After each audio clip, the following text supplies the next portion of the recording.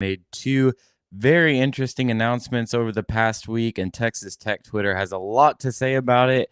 Now it's our turn. Tune in to today's Locked On Texas Tech. You are Locked On Texas Tech, your daily podcast on the Texas Tech Red Raiders, part of the Locked On Podcast Network, your team every day.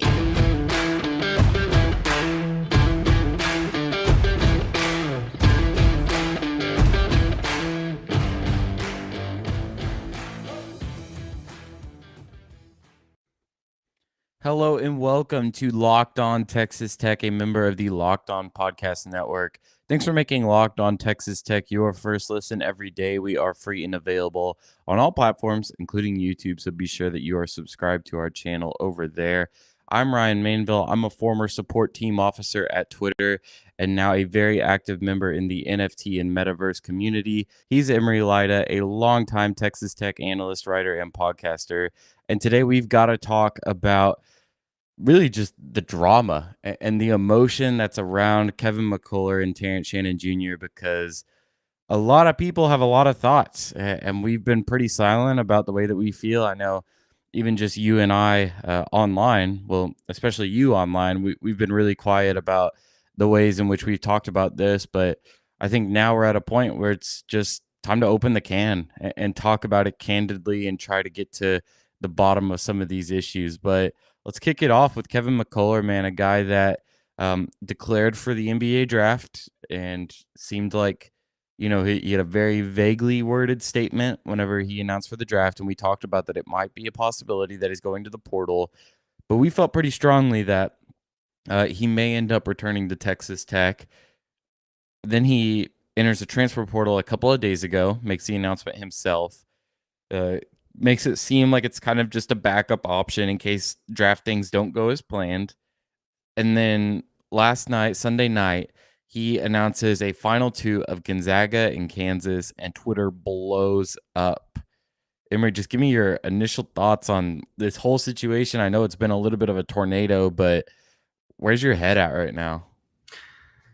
Well, first off, the initial news about him entering the transfer portal, we mentioned it on the episode, kind of utilized as a way to keep his options open because by all accounts, it seemed like he's pretty focused and set on entering the draft. He's been training in New Jersey for the past month or more. He's obviously been sort of focused on that route. And so for him to enter the portal, it was kind of seen as last option. The biggest thing that kind of tipped us off to something maybe being going on beyond just the whole him entering the draft early and maintaining eligibility was his initial statement, which at the time seemed bizarrely worded, to put it mildly. Like it seemed like something you would not expect someone who had any intention of coming back to Texas Tech to be putting out there. But, it's Kevin McCullar. He's played at Tech for 3 years. He's been a part of the program for 4. His dad played at Tech. He's beloved by Tech fans. Everyone had the impression that, this can't be true because he hasn't entered the portal. He's still, up until 4 days ago, had done nothing to indicate that he was going to be leaving if he didn't enter the draft. And lo and behold, he enters the portal. People get a little bit scared he's going to head out. But at the same time, there's a sense of optimism that this was just to sort of keep his options open. And by all accounts, the last few days up until Sunday night seemed as if it was more or less a formality. And if anything, like his verbiage was nowhere near as sort of sketchy as what we saw from the initial announcement that he was entering the draft and looking at other options regarding his college eligibility. And then you get to Sunday night and he announces that his final two schools are Gonzaga and Kansas. And first off, very interesting choice of the school, given that he hasn't had the chance to visit either of them. He's really only been in the portal for 4 days, and obviously there could have been permissions granted to speak with other schools. We don't know how that went about, but it's a really quick decision to narrow your options down, especially considering neither of them would have him as a primary ball handler, which has been what the smoke out of McCullar's camp has been, is that he wants to be a ball handler, and that's not going to happen at Kansas. They have DeJuan Harris. It might happen more at Gonzaga, where they're known for running kind of a 2-guard system, but it's still not far from a guarantee. And it clearly isn't something with NIL. Neither of those two schools are necessarily loaded with money in terms of what they're getting from deals. So it was just head scratching, to be honest, to see him narrow his options so down and kind of if anything, obviously he wasn't going to tweet abrasive. He's very crafty with how he releases his statements, but at the same time, it was a very definitive statement for someone that really is already going down to 2 schools after only 4 days. It just seemed kind of off-putting would be the best way I would describe it, and certainly it's understandable why a lot of people had strong reactions. Yeah, and I will say, like, I'm a big athlete first person. I think anybody's that's listened to this podcast for any extended amount of time won't be surprised by that statement. I really like to prioritize athletes. I think that they do a lot for their programs. And I do believe that the initial reaction to McCullar's final two was a little harsh, but I also don't know what else you expect. And that sounds kind of harsh. And like, I'm not trying to, in no way am I aiming to excuse any sort of violent threats or death threats or anything to that degree. But yeah, people are gonna be pissed off whenever you announce that you're gonna transfer to an interconference school or a team that Texas Tech has a little bit of history with and is just at the top of college basketball. Like, if it's something you're gonna do, you're gonna get some blowback. And so I don't know. I think the whole thing that's made this as strange as it is and is really even worth talking about on this episode is his statement on Sunday night. And that's what really threw me for a loop. Um, I got to be honest, like it just felt like a lot of deflecting. And to kind of throw in a line like decisions are mutual in there is a pretty interesting way to shift the attention from yourself and try and point fingers back at the program. And I know that you've mentioned the primary ball handler thing, and I do think that that's what he wants. And so maybe Kansas and Gonzaga, although we're looking at their rosters and we're like, no way, maybe they're telling him that. Schools lie all the time, and maybe they do think that he's going to come in and be their primary ball handler. But I think that's, and this is just speculation on my part, I do think that that's kind of where that decisions are mutual thing comes in. Um, there's a lot of noise that Kevin McCullar really wanted to be a lead guard and truly have all the keys to the offense. And that didn't happen at Texas Tech last year, and for good reason. And so if he was expecting for that to happen this season as well, especially after adding guys like Davion Harmon and Pop Isaacs, I don't know. I don't know if that's mutual. Like, I'm not saying that Texas Tech was trying to kick Kevin McCullar out of the door, but it's just a very, very odd situation and a very, very odd way to kind of say something when you really didn't need to. Yeah, I mean, quite frankly, that statement came off as very gaslighty, and I'm gonna say that, and I think that it's important to note that I'm not saying that Kevin McCullar in is being the bad guy in this case, because it is true that he was getting some pretty harsh sentiment towards him. There were a lot of criticisms from Tech fans that I felt like fell on the good side of the line in terms of being kind of critical, but not egregiously bad or threatening. And then there were some that crossed the line, and obviously we don't want to be condoning those. But the response that McCullar had and talking about how jealousy and envy and hate is the devil's work, and they're quick to accept a transfer but bash one for leaving, like that stuff that you just it's unnecessary. It's unnecessary rhetoric that McCullar was using there. And I don't know.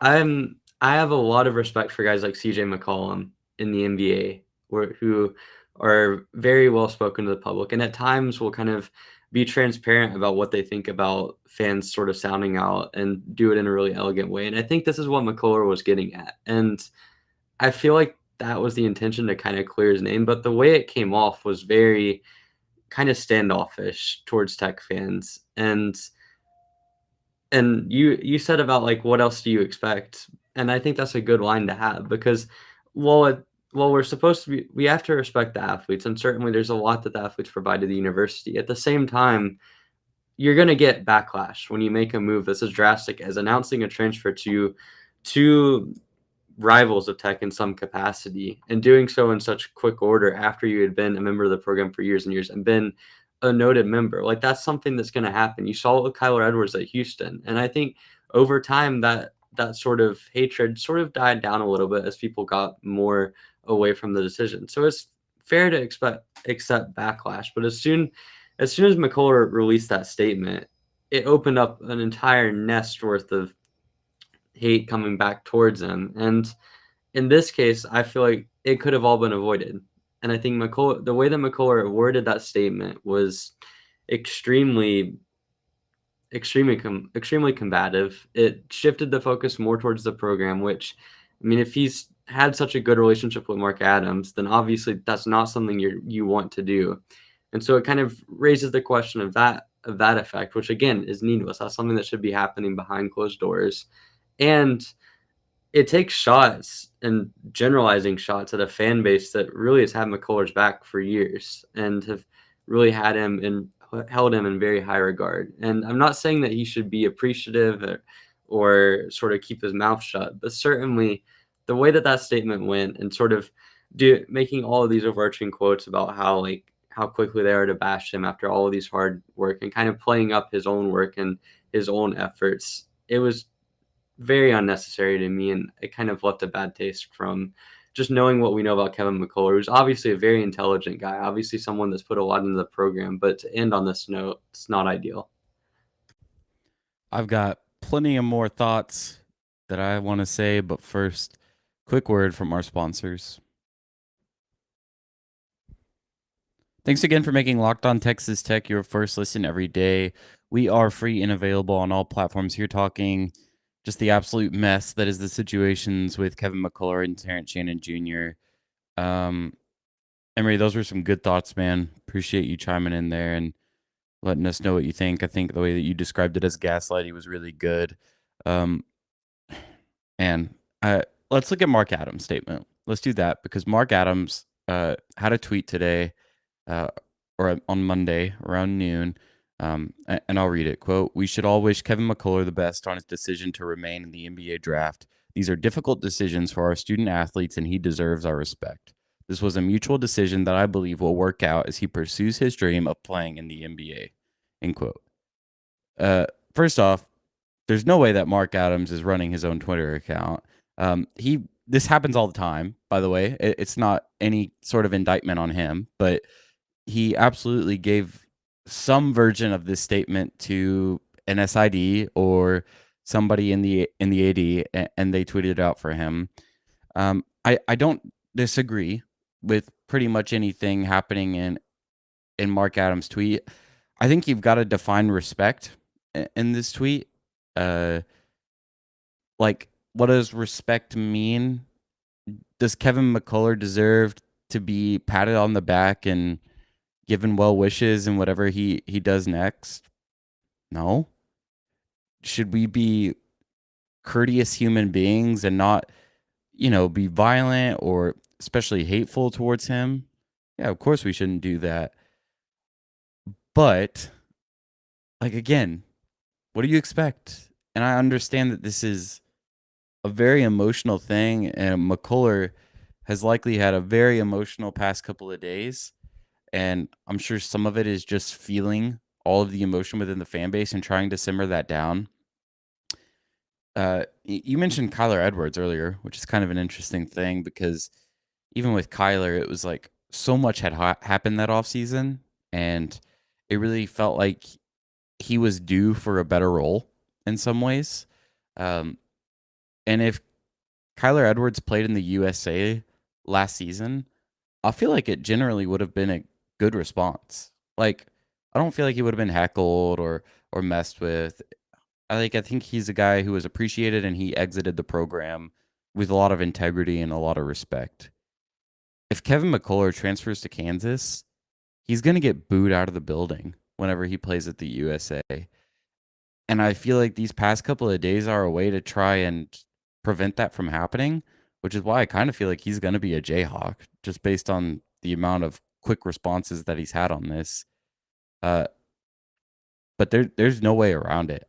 I would be extremely surprised if he's met with any warm wishes in Lubbock. And I think it's completely down to his own decisions. As harsh as that sounds, like, again, I think very highly of Kevin McCullar, the person. I don't want this to be a bashing on him because there's certainly a lot to like about him as a basketball player. He's an intelligent person. He's someone that's been a good leader for Tech's program. But the way that he's handled this offseason has been really not ideal for someone that's supposedly so into staying in the NBA draft because basically a lot of guys think of like Jameer Young or even Faraz Amack for that's transferring to Texas Tech. You've seen him sort of make that decision and it be contingent on him staying or not staying in the draft. You've seen guys that have made their visits and sort of made it clear and expressed like their appreciation for the program within the first week or so, entered the portal and started kind of their recruitment process from there. Kevin McCullar waited a full month after releasing a vague statement to enter his name into the portal, and then almost immediately not just completely erase the possibility of him returning to Tech within 5 days. Like, when you do that and you have a vague statement at first that doesn't really tell you anything, and then you go a full month doing the draft process, not entering the portal, enter the portal at the last minute, and then immediately cut Tech from your list of potential teams, that is bound to sort of incite emotional reactions. And then you release two statements, and the first one about him potentially going to Gonzaga or Kansas. Sure, the wording of that, the like sort of mentioning that those would be the two schools in the event that he doesn't stay in the NBA draft, that's whatever, you know. But then afterwards, after he got the response that at that point should have been expected, because he decided to cut Tech from his list so quickly, made his list down to 2 so quickly.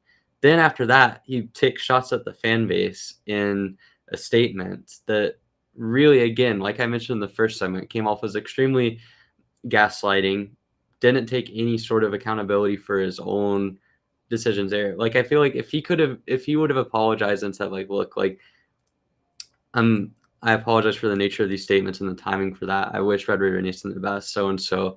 You know, like, it would have been, he still would have gotten hate. I think it's important to mention that, but it would have been at the very least received with a little bit more compassion and some empathy with it than him basically just taking shots at the program and the fans for an entire paragraph. And so for that, I say that the reaction that he gets if he goes to Kansas and if he gets booed completely out of the arena is completely justified. And I don't like that he's getting as much hate as he is because, again, he was a good player, good person, good leader.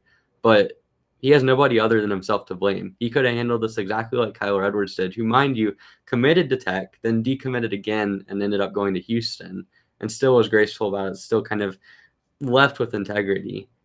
And he wouldn't have had anywhere near the backlash. So this is all something that McCullar did. Again, I don't think it's something that's a massive indictment on his future, but it's going to leave a salty taste in Tech fans' mouth, regardless of if he goes to the draft or goes to a different school. And I mean, it's a learning experience. I hope he learns from it. I hope Tech fans learn from it. And I hope that athletes in general can learn from it because, I mean, there's no right or wrong way to handle things. But at some point, you have to realize that there's humans on both sides of this. There's a Kevin McCullar in this who's obviously going to feel like he's being unjustly hated. But at some point with self-reflection, I feel like he'll have to come to the realization that all of this could have been avoided if he had just sort of been more transparent from the get-go and then sort of timed out his statements better. Yeah, and I'll say this. I sincerely hope that Kevin McCullar gets drafted in the NBA draft and gets to pursue his dreams and has a great career playing professional basketball. I truly do hope and wish for that for him as a player.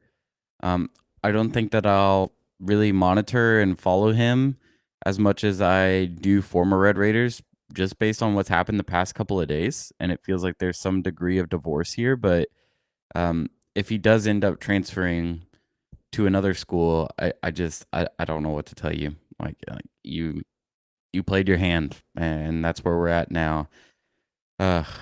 We've got to move on. I'm sure there's so much more that we could say, but we've talked about this for 20 minutes.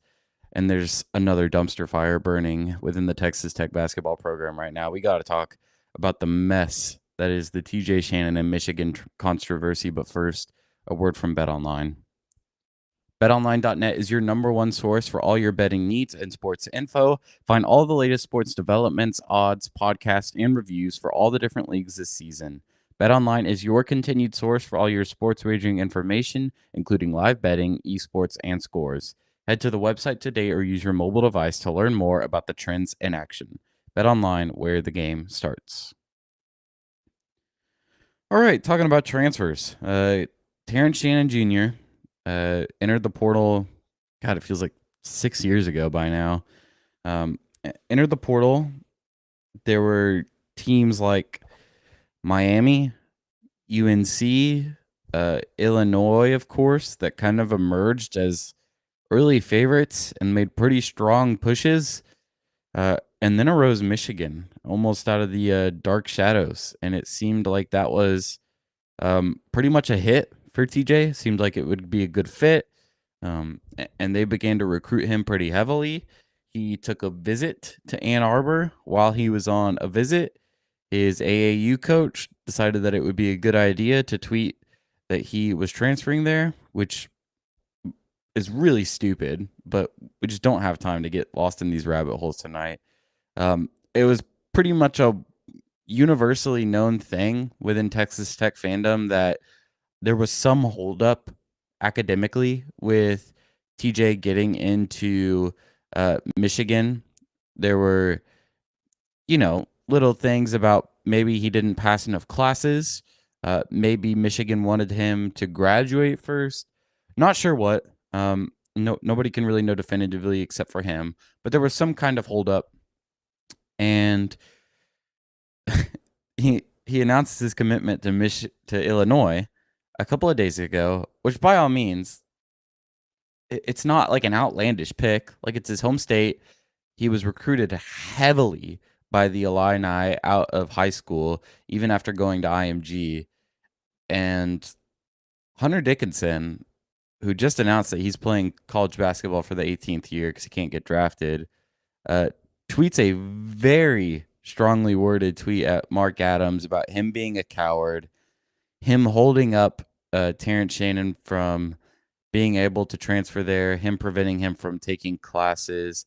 Jawan Howard's son, don't even know his name because he plays like half a minute per game, also got in on the action, decided to tweet at Mark Adams. It was a disaster. And it's mainly a disaster because it's an awful look for anybody on the outside looking in. Like, if I'm a recruit and I don't know much about Texas Tech and I see all this stuff, I'm worried. I'm concerned. But there's no basis to it at all. It's one of the most outlandish things I've ever heard. That a coach could possibly prevent somebody from taking a class is completely baseless, completely false. I don't know how registration works at other colleges, but at Texas Tech, I don't need coach approval to take a certain course. It's just, it makes no sense, man. And we can talk about the scholarship thing in a second, because I think there is some truth to that, at least from what I've heard. But on the surface, what a baseless and unnecessary and really honestly a stupid thing for Hunter Dickinson to do. And whoever in his camp suggested that he delete that tweet minutes after he tweeted it, he should be thanking them a lot right now. I mean, I'm going to be real. This is something that Hunter Dickinson has a tendency to do. He has a tendency to say stupid stuff, whether it be in press conferences or on Twitter, and get himself into hot water with opposing fan bases or opposing players or opposing coaches. And at the end of the day, I mean, it surprised me to see just how direct that statement was. But at the same time, I mean, he's someone that can't keep his mouth shut, as simple as that. And well, I think that there's certainly a case to be made for no one's going to know exactly what happened between Texas Tech and Michigan and TJ Shannon and what really happened there. I mean, we can make our best guess about how many classes TJ would have had to take in over the summer to be able to transfer into Michigan. And certainly that's a discussion that only TJ is going to know the true answer to, and Michigan admissions. But the suggestion that it's on Mark Adams' shoulders and that he was the sole reason why this didn't go down is about as baseless as I think I've ever heard, because there are so many more pieces on the board that play into this. There's the academic advising that TJ would have had through the athletic program at Tech that led in up to the couple of years prior. There's the admission standards at Michigan that would have a lot to do with the decision, literally everything to do with the decision. There's TJ himself deciding how much is he willing to go through for summer school, what's the threshold of what he's willing to take. Then obviously there's the scholarship discussion, which we'll get into in a second. But there are so many different pieces on the board that have an impact on this. And for Hunter Dickinson to call out Mark Adams on a public tweet that thousands and thousands of people are going to see, not only does it hurt Mark Adams' image, I do think that's something that has to be clear here, is this does not help Tech's image at all. And it's unfortunate because it's something that is because of Hunter Dickinson's own stupidity that it's hurting Tech in the process as collateral, because there's nothing they can do. There's going to be, that tweet's going to be stuck there. It's permanently a part of Mark Adams' image, and it's something that other programs are going to take advantage of and use as kind of like a, well, like, this is what he's going to do to you if you try to transfer, even if it's not true. So it sucks for Tech, but it also sucks for Hunter Dickinson and Michigan, because now you add in the Juwan Howard incident. You add in the fact that they've struggled to have success last year. They had one of the most disappointing seasons of anyone in the country. And you add into the fact that Michigan admissions is notoriously difficult for transfers to get in, and that just highlighted the situation even more. And then you add in Hunter Dickinson's own personal brand, which has, again, been sort of tarnished with these own sorts of incidents. Add into the fact that he's a mediocre basketball player that can't get drafted and has struggled to develop his game over the last couple of years. And I mean, this whole situation, it sucks for everyone involved, and it was completely baseless. And we talk about the Kevin McCullar thing being something that you could say that McCullar definitely could have handled that better. This is that, but on steroids. Like, Hunter Dickinson put himself in this situation, put three different parties in a situation where they all looked a lot worse because of it, and has only himself to blame because of his own tweet.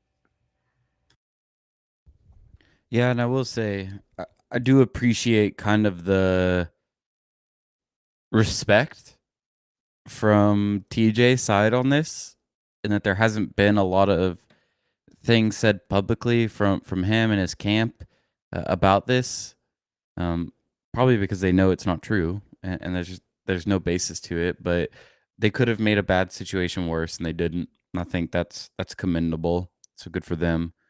The scholarship thing. What seems to me to be the most likely result of this is that Terrence Shannon Jr. needed to take a certain amount of hours this summer to graduate and then enroll at Michigan as a grad transfer, because the admissions rules are a little bit lighter when you're a grad transfer. I don't know how many hours. I've seen like 19 tossed around, which is the max you can take at Tech. I don't know. I don't think it's important. But it would have required Texas Tech to use scholarship money on him throughout the summer to pay for his classes.